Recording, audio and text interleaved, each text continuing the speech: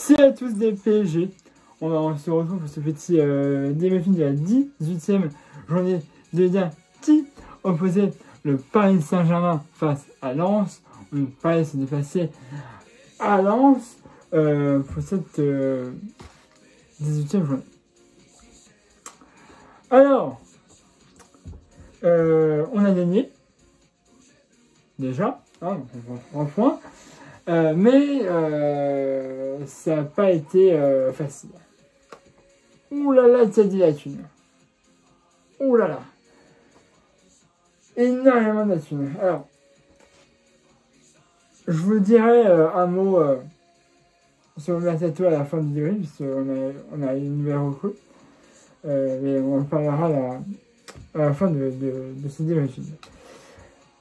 Bref, on peut se déplacer à Lens. Lens qui est une bonne équipe. Hein. On a fait 1-0 chez nous au Parc des Princes. On est allé chez eux en Coupe de France. On se souvient, on avait été au but. Bref, voilà. Plusieurs absents de l'autre côté.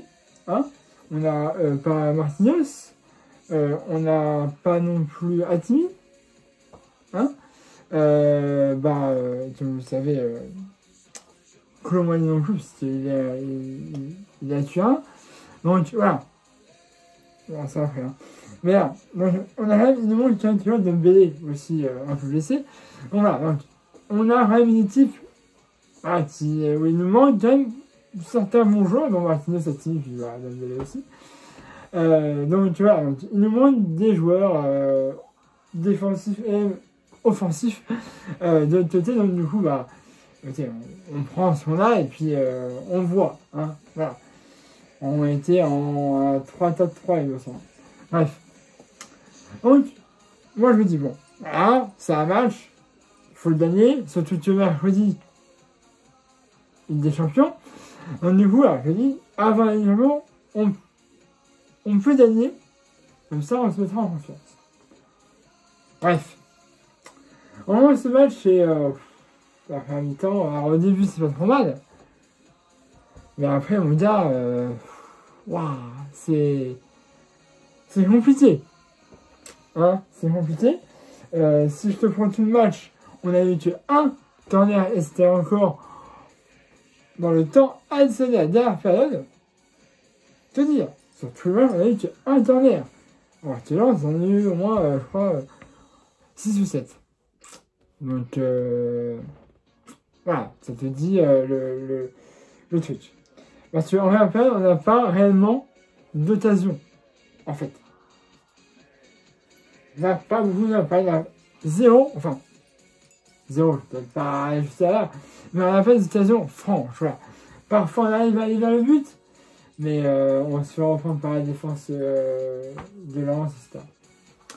Et donc, à la 36e de jeu, à la suite d'un corner, Lens a marqué, ça fait 1-0 pour Lens, but de Nonzola.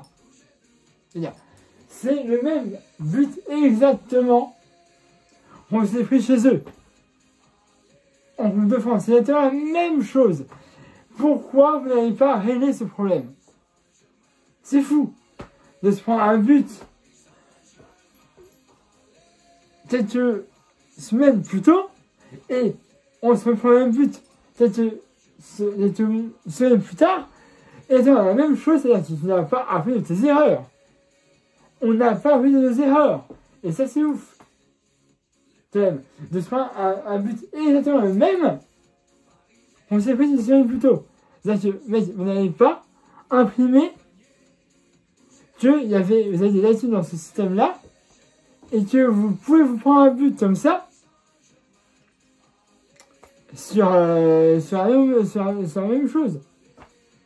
Voilà, d'un dernier, on a un 11 qui va marquer 1-0 à la 36e minute de jeu. Et on en restera là. Pour la période, Lens mène. J'ai dit les gars, putain non. Avant Manchester en plus. Prenez-nous au moins 3 points. Ou même 1 point, je sais pas, égaliser. Si on peut gagner le match, c'est encore mieux. Mais là, moi, je veux pas perdre notre premier match de la saison. Et la première défaite aussi. face à Lens. Ce serait grave quand même. Même si là, c'est une très bonne équipe. Bref, là, sur le terrain, il y a des changements. Un investisseur, des vestiaires. On a aussi Ramos qui va arriver à la place de Lee. Bref, on a une équipe voilà, où on a un peu plus. Voilà, on a un attaquant en numéro 9. On a un milieu de terrain qui va jouer un petit peu défensif. Bref, si tu veux, voilà, on passe sur des joueurs qui sont bons aussi. Et à la 59e de jeu, ce n'est pas décidé de Barcola.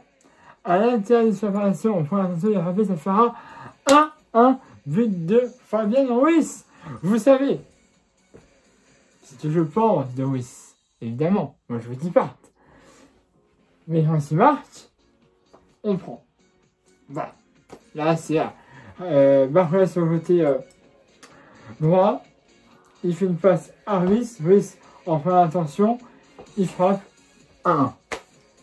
Il sait bien. C'est bien. On marque égalité. Si on peut gagner, on prend. Mais au moins, ce match nul-là, ça fait toujours 0 défaite pour le Paris Saint-Germain. Et évidemment, on vise 0 défaite en Ligue 1. Bref. Du coup, je le sais bien. Paris fait tourner un peu la balle. On a pareil dans la même saison. Il y a cette occasion pour Lens. Heureusement, on peut dire merci à Donnarumma. Puisqu'il nous a fait quand même des arrêts assez décisifs. Il y a eu un deuxième but pour Lens. On refusait pour un hors-jeu légitime. Ou même Donnarumma là, franchement, il était nul déjà sur le deuxième but refusé. Bref. Alors, je me dis, bon, là on tient l'égalité, on tient un point, on prend. Mais on pourrait faire plus, on prend aussi. Et donc, à la 86e de ce n'est pas décidé João Neves, il a remis sa faire transversale à reprendre, but de... Il avait marqué en Coupe de France. Et là, il remarque en Ligue 1. Le but est pas super beau, je suis d'accord avec toi. C'est Neves qui fait presque tout le travail. Mais quand même, faut le mettre.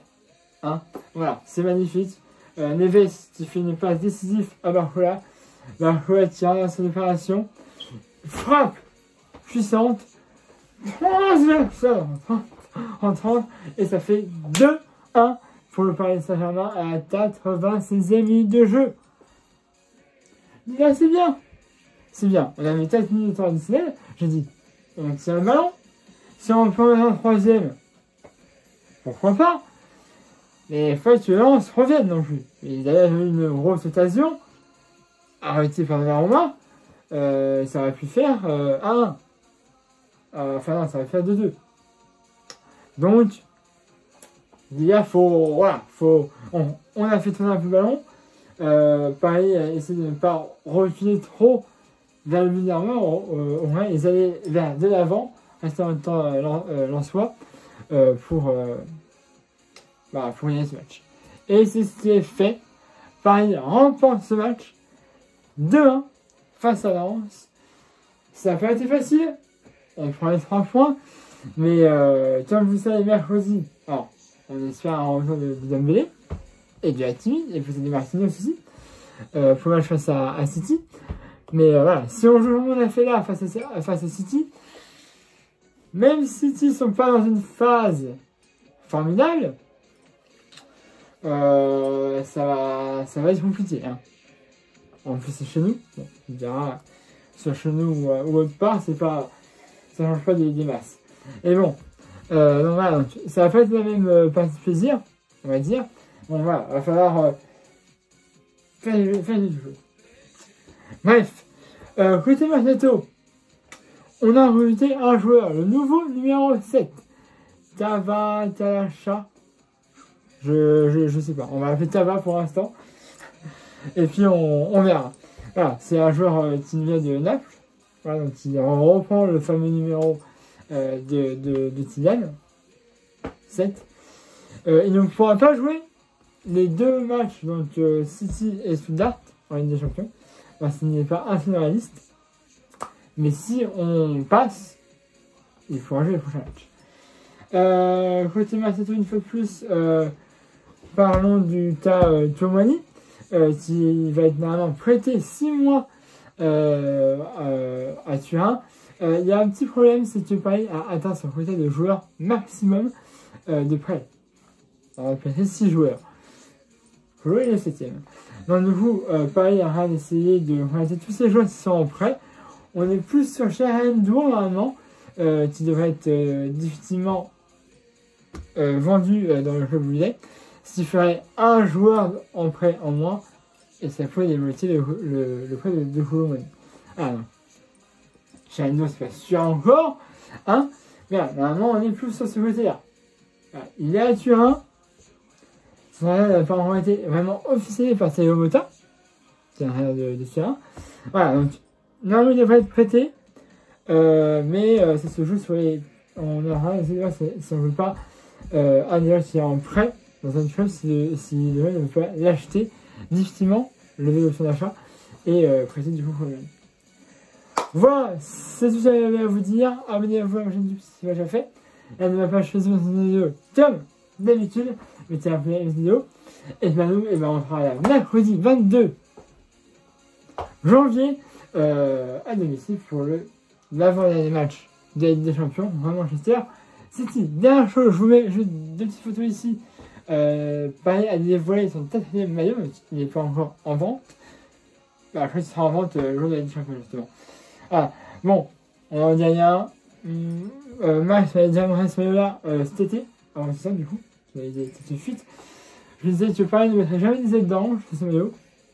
Manifestement, je me suis trompé. Bon, voilà. Donc, j'ai rien à dire ce maillot. Je verrai si je me l'achète ou pas. Et c'est des photos. J'attends de voir sur le joueur comment ça donne. Mais je suis assez dubitatif sur un maillot avec des ailes d'ange. Voilà. Fin de la parenthèse. Voilà, on a quoi? Oh putain, 13 minutes de vidéo. Excusez-moi. Vous savez pensé de ce match dans l'espace commentaire.